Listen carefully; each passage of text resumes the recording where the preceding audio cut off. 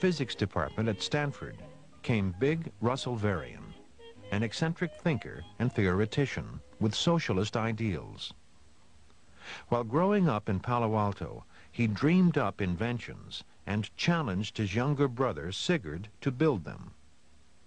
Sig had mechanical aptitude and turned down a college education to become a barnstorming pilot.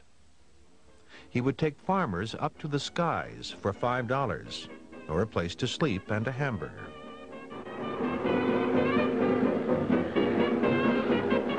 Later, as a Pan American Airways pilot in Central America, one of his biggest problems was flying without good navigational aids.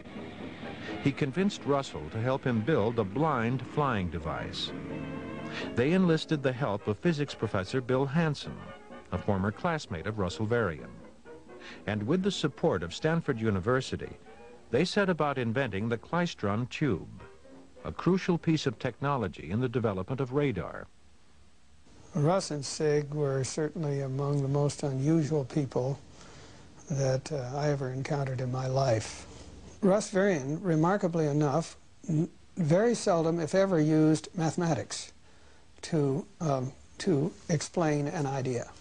He was able to visualize a physical phenomenon rather than to have to record it all in elaborate mathematical form. They complemented each other perfectly at the origin of the klystron, because Russ dreamed up the idea and Sig led the charge for converting it into a workable device.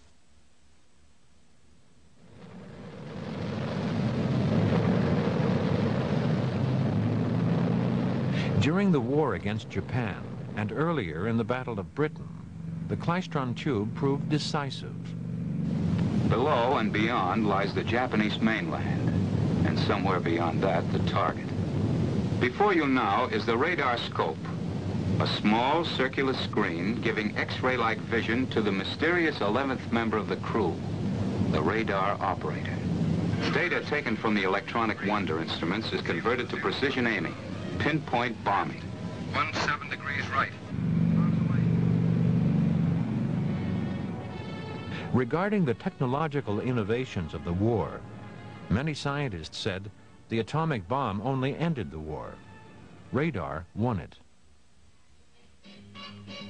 During the war, the San Francisco area had become the passageway for thousands of enlisted men on their way to the Pacific Theater.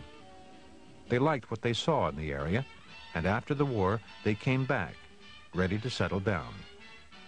Many had had up-to-the-minute training in the technical arts of electronics and communications.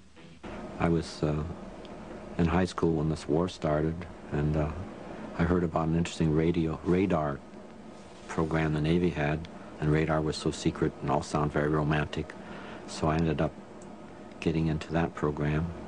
So I had a year's training in, pretty good training in practical electronics. A lot of people trained in radio, in operations, as well as maintenance. And then the GI Bill had a huge impact too, because those people could come back and go to school, and if they were interested, follow it up. Enrollment swelled at the Valley's universities, Stanford, Santa Clara, and San Jose State. One of the most popular fields was engineering.